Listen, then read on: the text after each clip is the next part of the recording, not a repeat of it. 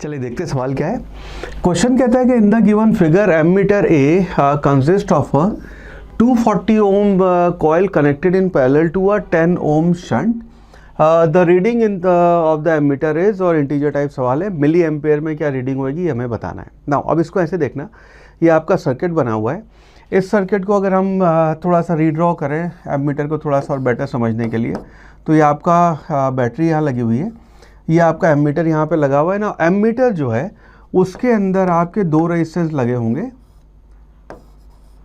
एक रेजिस्टेंस है आपका RG जो उसका अपना एमीटर का रेजिस्टेंस है, उसकी वैल्यू है यहाँ पे एमीटर ए कंसिस्ट ऑफ 240 ओम।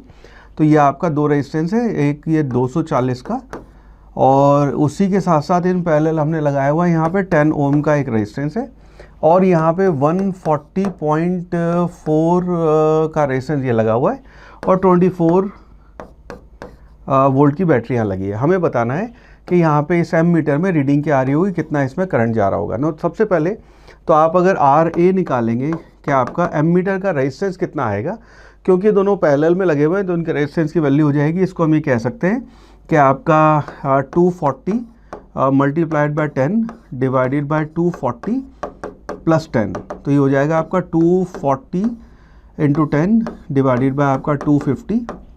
इसको 0 से 0 कैंसिल कर सकते हैं, और मेरा तरीका ये होता है कि नीचे अगर आपका 25 है तो 4 से ऊपर नीचे मल्टीप्लाई कर दो, नीचे 100 बन जाएगा, वो कैंसिल हो जाएगा। तो 94 को अगर आप 4 से मल्टीप्लाई कर 24 को अगर आप 4 से मल्टीप्लाई करेंगे तो आएगा 6 और 96। तो आपका RA जो है वो बन गया ये 96 डिवाइडेड बाय 0, तो ये आपका बन जाएगा 9.6 ओम। ये आपका रेजिस्टेंस एमीटर का रेजिस्टेंस आ गया। नाउ इस सर्किट में जो करंट आपका बह रहा होगा यूजिंग आपका ohm's law V is equal to IR, उससे हम लिख सकते हैं this will be equal to V divided by R।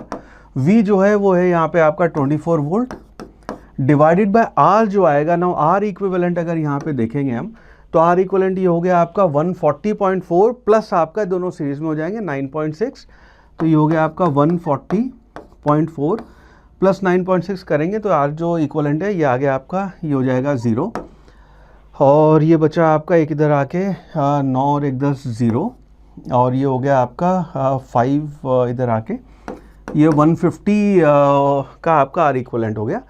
So 24 divide by 150, इसको अगर हम 3 से कैंसिल करेंगे तो ये आपका 3 से कैंसिल होके बचा 50, और ये बचेगा 3 से कैंसिल होके आपका 8।